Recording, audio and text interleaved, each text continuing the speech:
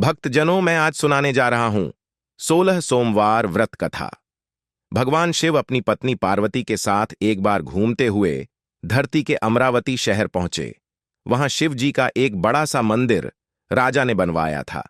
शिव पार्वती दोनों को वह मंदिर पसंद आया, इसलिए दोनों वहीं रहने लगे। कुछ दिनों बाद मां पार्वती ने भोलेनाथ से कहा, प्रभु, मुझे चौसर खेलने की इच्छा है। भगवान ने सारा इंतजाम किया और दोनों आराम से चौसर खेलने लगे। तभी वहां मंदिर के पुजारी आ गए। पुजारी को आता देख मां पार्वती ने पूछा, आप बताइए, हम दोनों में से कौन ये खेल जीतेगा? जवाब में उन्होंने कहा, महादेव ही जीतेंगे। जैसे ही चौसर का खेल खत्म होने लगा तो पार्वती मां जीत गईं। माता पार्वती ने पुजारी की बात गलत साबित होने पर उन्हें झूठ बोलने की सजा के रूप में श्राप देकर कोढ़ी बना दिया।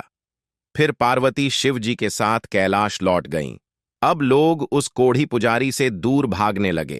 राजा ने भी उसे मंदिर के कार्य से मुक्त करके किसी दूसरे ब्राह्मण को मंदिर का पुजारी नियुक्त कर दिया। कोढ़ी पुजारी भी उसी मंदिर के बाहर बैठकर अपने लिए भिक्षा मांगने लगा। कुछ दिनों बाद उस मंदिर में स्वर्ग से अप्सराएं आईं। पुजारी को देखकर उन्होंने उसकी हालत का कारण पूछा। उसने मां पार्वती द्वारा मिले श्राप के बारे में उन्हें बता दिया। सारी बातें जानने के बाद अप्सराओं ने पुजारी को पूरे 16 सोमवार तक विधिवत व्रत रखने के लिए कहा। पुजारी को इस पूजा की विधि नहीं पता थी, तो उसने अप्सराओं से इसके बारे में पूछा।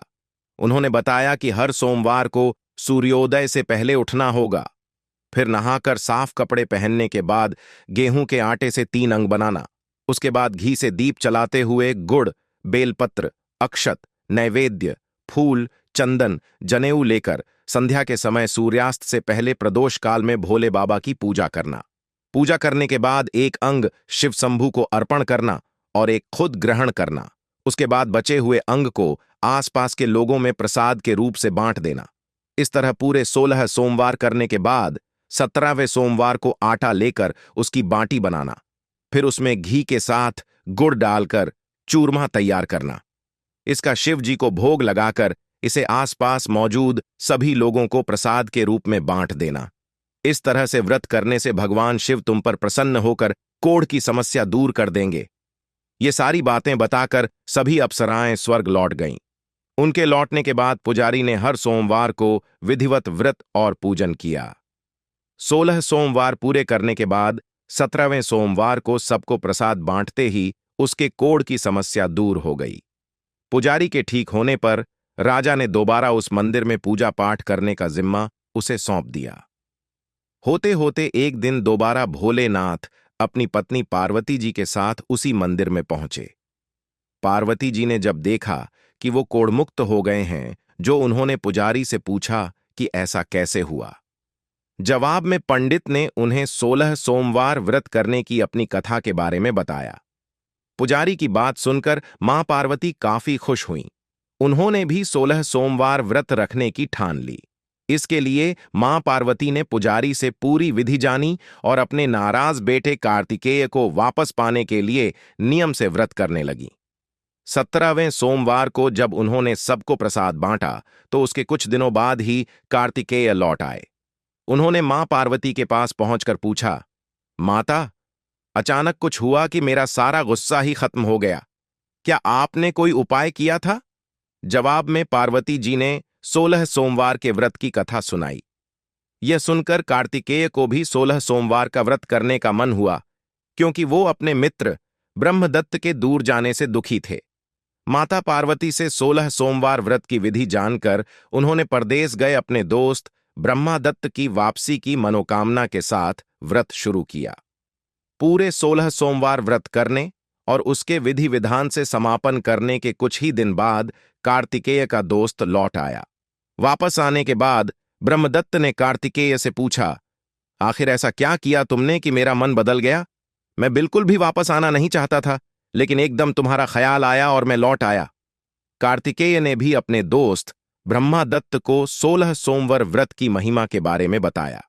इसके बारे में जानने के बाद ब्रह्मदत्त ने भी व्रत रखना शुरू कर दिया। व्रत खत्म होते ही वह अपने दोस्त कार्तिकेय से विदा लेकर यात्रा पर निकल गया। दूसरे नगर पहुंचते ही बृहदत्त को पता चला कि राजा हर्षवर्धन ने अपनी बेटी गुंजन के विवाह के लिए स्वयंवर रखा है। राजा की प्रतिज्ञा है कि उनकी हथिनी जिस भी लड़के के गले में माला डालेगी वही उसकी बेटी से विवाह करेगा। उत्सुक होकर ब्राह्मण भी महल पहुंच गए। वहां कई सारे राजकुमार थे। उसी वक्त हथिनी ने अपने सूंड में माला उठाई और ब्रह्मदत्त के गले में डाल दी। राजा ने अपनी प्रतिज्ञा को पूरा करने के लिए ब्राह्मण ब्रह्मदत्त से अपनी बेटी का विवाह करवा दिया। शादी के बाद ब्राह्मण से उसकी पत्नी ने पूछा, आखिर आपने ऐसा कौन सा अच्छा कार्य किया था कि हथिनी ने सबको छोड़कर आपको मेरे लिए चुना? ब्रह्मदत्त ने उसे 16 सोमवार व्रत के बारे में बताया। राजकुमारी ने यह सब जानने के बाद अपने पति से विधि पूछकर व्रत करना शुरू कर दिया। व्रत के समापन के बाद उसे एक सुंदर सा बेटा हुआ जिसका नाम गोपाल रखा गया। गोपाल जब बड़ा हुआ तो उसने अपनी मां से पूछा, आखिर मैं आपके ही घर पैदा क्यों हुआ? कौन सा शुभ कर्म आपने किया था? गोपाल को उसकी मां गुंजन ने 16 सोमवार व्रत कथा सुनाई। गोपाल ने भी शिव भगवान की महिमा जानने के बाद बड़े से राज्य को पाने की चाह में 16 सोमवार व्रत रखना शुरू कर दिया। व्रत पूरा होते ही एक दिन पास के ही राजा को गोपाल पसंद आ गया। उन्होंने अपनी बेटी मंगला से उसकी शादी करवा दी। कुछ ही दिनों बाद उस राजा का देहांत हो गया। अब गोपाल ही पूरा राज्य संभालने लगा। गोपाल ने भगवान शिव को धन्यवाद कहते हुए दोबारा 16 सोमवार का व्रत रखा।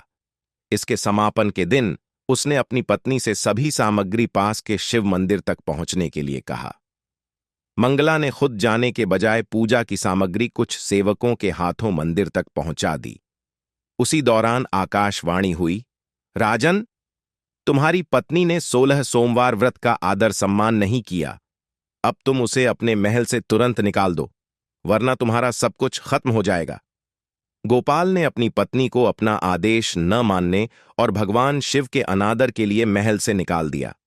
अब वह भूखी प्यासी दर दर भटकने लगी। उसे जो भी सहारा देता उसका सब कुछ चौपट हो जाता था। एक दिन उसने एक बुढ़िया की सूत की गठरी को छुआ तो सारा सूत हवा में उड़ गया।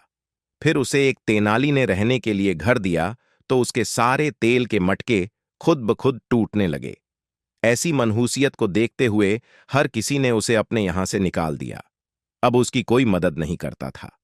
प्यास के मारे जब वो किसी नदी के पास पानी पीने के लिए पहुंचती तो वो नदी सूख जाती। फिर एक दिन वह जंगल में पेड़ के नीचे छांव पाने के लिए बैठी। उसी वक्त वह पेड़ सूख गया। देखते ही देखते सारे हरे भरे पेड़ सूखने लगे। कुछ देर बाद वो एक तालाब में पहुंची।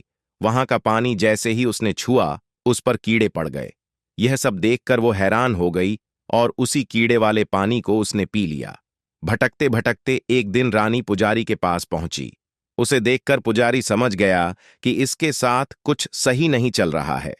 उसने रानी को मंदिर में ही रहने की इजाजत दे दी। रानी मंदिर में सब्जी या फल को हाथ लगाती तो वो सड़ जाते, आटे को छूती तो उसमें कीड़े पड़ने लगते, पानी से बदबू आने लग जाती। ये सब देखकर पुजारी ने कहा, लगता है तुमसे कोई बड़ा अपराध हुआ है जिससे नाराज होकर देवताओं ने तुम्हें दंड दिया है। इस बात के जवाब में रानी ने पुजारी को शिव की पूजा करने के लिए सामग्री से जुड़ी पूरी कहानी बता दी। यह बात जानने के बाद पुजारी बोले, तुम कल से ही 16 सोमवार का व्रत करना शुरू करो। इससे प्रसन्न होकर भोलेनाथ तुम्हें माफ कर देंगे। पुजारी से 16 सोमवार की विधि समझने के बाद अगले ही सोमवार से रानी से व्रत रखना शुरू कर दिया। पुजारी उसे हर सोमवार को व्रत कथा भी सुनाते थे। 17वें सोमवार को जैसे ही रानी ने अपने व्रत का समापन किया वैसे ही राजा को अपनी पत्नी की याद आई। उन्होंने अपने सैनिकों को उसकी खोज में भेजा और घर वापस लाने का आदेश दिया। सैनिकों को जब पता चला कि वो मंदिर में रह रही हैं तो उन्होंने रानी को अपने साथ चलने की प्रार्थना की। तभी पुजारी वहां पहुंचे और सैनिकों को वापस महल लौटने के लिए कहा। राजा को जब पता चला कि उसकी पत्नी मंदिर में है तो वो उसे लेने के लिए वहां पहुंचे। उन्होंने पुजारी से माफी मांगी और सब कुछ बताया। पुजारी ने भी कहा कि यह सब भोले का प्रकोप था, आप अपनी पत्नी को ले जाइए। राजा और रानी के महल पहुंचते ही वहां खुशियां मनाई जाने लगीं। खुशी के मारे राजा ने पूरे नगर में मिठाई बंटवाई और ब्राह्मण व निर्धनों को खूब दान दिया। अब रानी महल में भगवान शिव की पूजा और 16 सोमवार का व्रत रखते हुए खुशी खुशी रहने लगी। कहानी से सीख: कहे गए कार्य को ठीक ढंग से करना चाहिए, खासकर पूजा अर्चना को, अन्यथा नकारात्मक परिणाम भुगतने पड़ सकते हैं। भक्तजनों, आप तक हमारी हर वीडियो पहुंचे, इसलिए हमारे चैनल को सब्सक्राइब कीजिए, साथ ही वीडियो को अपने दोस्तों को भी शेयर कीजिए और आप लोगों की अपनी जो राय हो उसे कमेंट बॉक्स में साझा करें। मिलते हैं फिर एक नई कहानी के साथ।